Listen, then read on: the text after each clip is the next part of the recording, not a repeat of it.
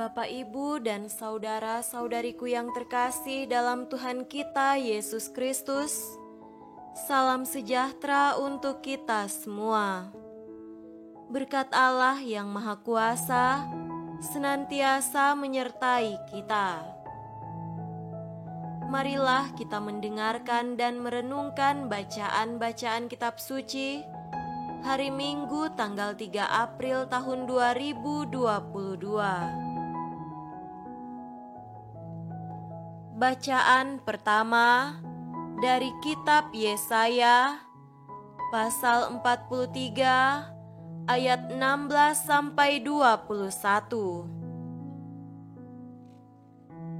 Beginilah firman Tuhan yang telah membuat jalan melalui laut dan melalui air yang hebat, yang telah menyuruh kereta dan kuda keluar untuk berperang, juga tentara dan orang gagah. Mereka terbaring, tidak dapat bangkit, sudah mati, sudah padam sebagai sumbu. Firman-Nya, janganlah ingat-ingat hal-hal yang dahulu, dan janganlah perhatikan hal-hal yang dari zaman purbakala. Lihat, Aku hendak membuat sesuatu yang baru, yang sekarang sudah tumbuh. Belumkah kamu mengetahuinya? Ya, Aku hendak membuat jalan di padang gurun dan sungai-sungai di padang belantara. Binatang hutan akan memuliakan Aku, serigala dan burung unta, sebab Aku telah membuat air memancar di padang gurun dan sungai-sungai di padang belantara untuk memberi minum umat pilihan-Ku. Umat yang telah Kubentuk bagiku akan memberitakan kemasyuran-Ku.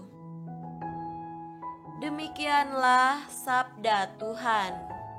Syukur kepada Allah.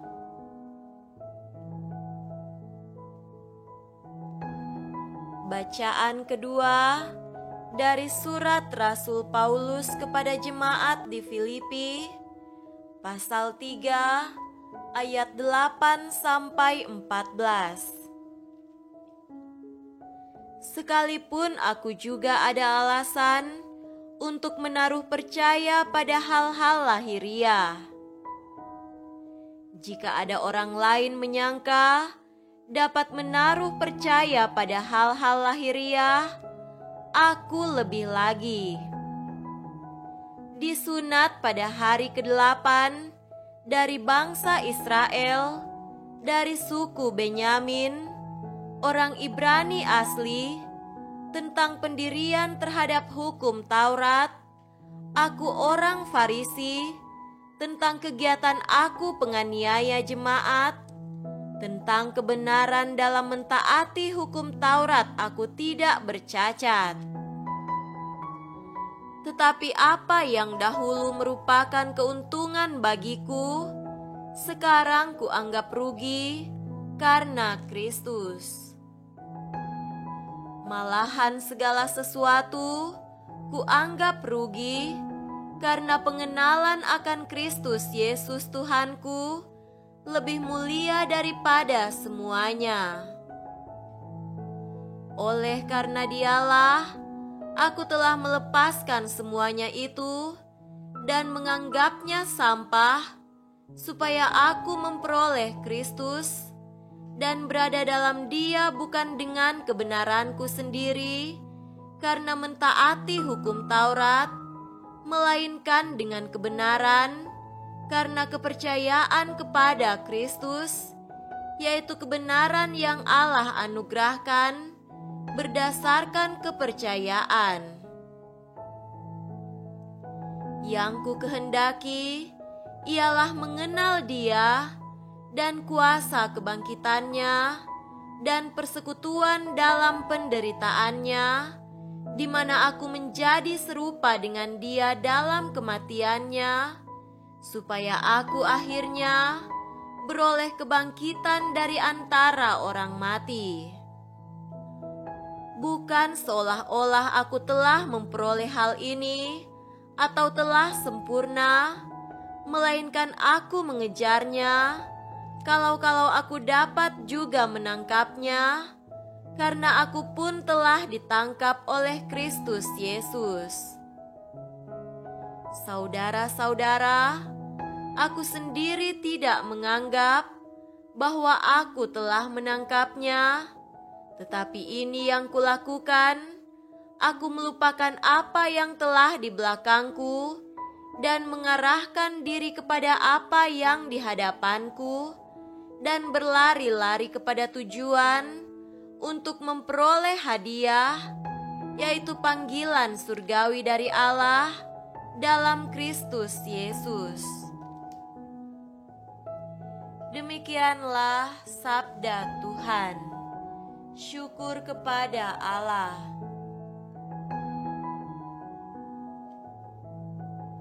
Semoga Tuhan beserta kita sekarang dan selama-lamanya.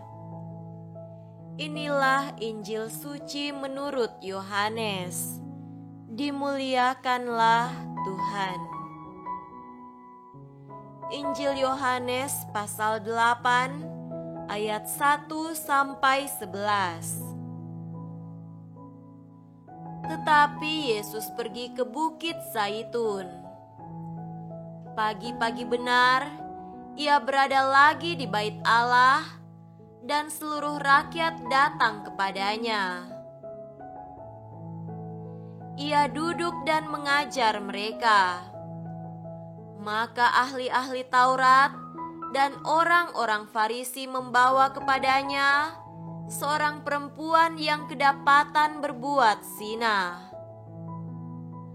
Mereka menempatkan perempuan itu di tengah-tengah, lalu berkata kepada Yesus, "Rabi, perempuan ini tertangkap basah ketika ia sedang berbuat zina. Musa dalam hukum Taurat memerintahkan kita untuk melempari perempuan-perempuan yang demikian. Apakah pendapatmu tentang hal itu?" Mereka mengatakan hal itu untuk mencobai dia, supaya mereka memperoleh sesuatu untuk menyalahkannya. Tetapi Yesus membungkuk lalu menulis dengan jarinya di tanah. Dan ketika mereka terus-menerus bertanya kepadanya, ia pun bangkit berdiri, lalu berkata kepada mereka, "Barang siapa di antara kamu tidak berdosa, hendaklah ia yang pertama melemparkan batu kepada perempuan itu." Lalu ia membungkuk pula dan menulis di tanah. Tetapi setelah mereka mendengar perkataan itu, pergilah mereka seorang demi seorang, mulai dari yang tertua. Akhirnya tinggallah Yesus seorang diri dengan perempuan itu yang tetap di tempatnya. Lalu Yesus bangkit berdiri dan berkata kepadanya, "Hai perempuan, di manakah mereka? Tidak adakah seorang yang menghukum engkau?" Jawabnya, "Tidak ada, Tuhan." Lalu kata Yesus, "Aku pun tidak menghukum engkau. Pergilah dan jangan berbuat dosa lagi mulai dari sekarang." Demikianlah sabda Tuhan. Terpujilah Kristus.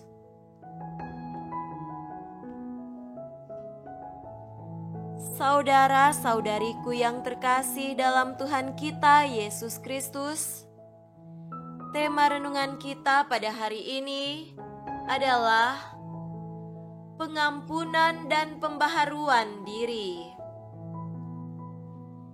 Jika seseorang melakukan hal yang baik, amat sulit perbuatan baik itu dipuji orang.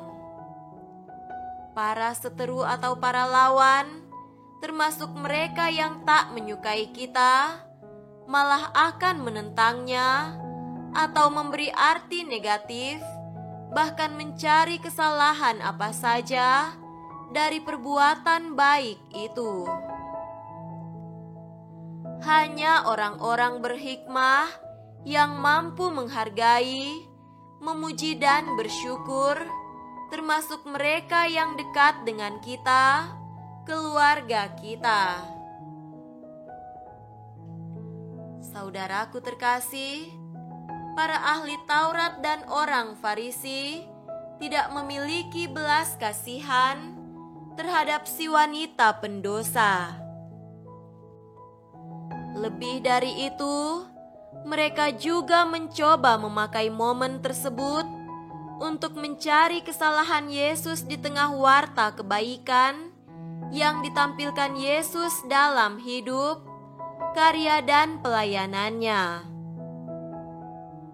Hukuman perajaman dengan batu terhadap para pezinah memang sudah ditetapkan oleh hukum Taurat untuk kejahatan berat seperti pembunuhan, penyembahan berhala, penghujatan nama Tuhan, dan dosa seksual seperti perzinahan. Biasanya sebelum dirajam, harus diadakan sidang atau sekurang-kurangnya harus di hadapan 2 orang saksi yang bersumpah. Saksi inilah yang harus menjadi yang pertama melempar dengan batu, barulah diikuti oleh masyarakat. Yesus tahu tentang adanya saksi pada hukuman perajaman itu, sehingga ia berkata, "Barang siapa di antara kamu tidak berdosa, hendaklah ia yang pertama melemparkan batu kepada perempuan ini."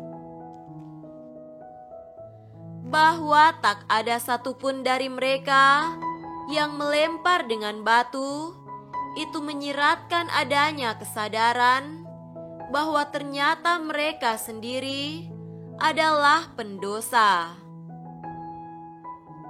Kepada mereka, Yesus berkata bahwa jika ada yang merasa tidak berdosa, hendaknya ia yang pertama melempar batu kepada perempuan yang kedapatan berzinah.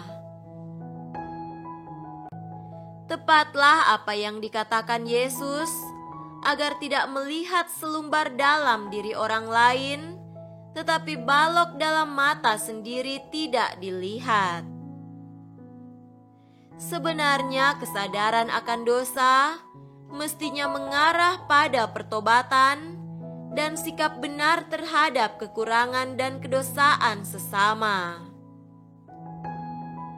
Saudara-saudariku terkasih, peristiwa itu seharusnya menghasilkan kerelaan untuk mengampuni dan pembaharuan hidup, baik dalam diri wanita yang berzinah maupun dalam diri para pemimpin Yahudi itu. Yesus berkata kepada wanita itu, "Aku pun tidak menghukum engkau. Pergilah dan jangan berbuat dosa lagi mulai dari sekarang." Dari pihak Yesus ada sikap pengampunan. Dari si wanita diharapkan pembaruan hidup dalam arti tidak melakukan dosa lagi, entah dosa zina dan dosa-dosa lainnya. Hal yang sama dituntut dari para pemimpin Yahudi. Saudara terkasih, bacaan kedua dari surat Paulus kepada jemaat di Filipi memberikan laporan tentang pengalaman pertobatan yang dialami Paulus serta pembaruan diri. Pertobatan di sini dipahami dalam arti meninggalkan yang lama, sebagai sampah supaya memperoleh Kristus dan berada dalam Dia. Pembaruan hidup tampak dalam mengenal Dia dan kuasa kebangkitan, dan bersatu dalam kematiannya, sehingga beroleh kebangkitan dari orang mati. Praktisnya sikap Paulus meninggalkan apa yang di belakangnya dan mengarahkan diri pada apa yang di hadapannya, berlari untuk memperoleh hadiah, yaitu panggilan surgawi dari Allah dalam Kristus. Bacaan pertama dari kitab Yesaya melaporkan kebaruan dalam Allah terhadap orang Israel. Allah melupakan yang lalu tentang umatnya dan membuat suatu yang baru bagi mereka dengan berkata, "Janganlah mengingat hal-hal yang dahulu, dan janganlah perhatikan hal-hal yang dari zaman purbakala. Lihat, aku hendak membuat sesuatu yang baru, yang sekarang sudah tumbuh." Saudaraku, marilah kita bangkit dari pengalaman hidup masa lalu, upayakanlah pertobatan, dan jadilah manusia yang baru.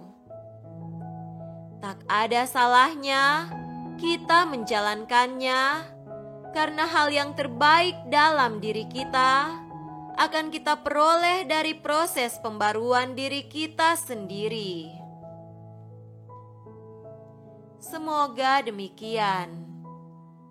Amin.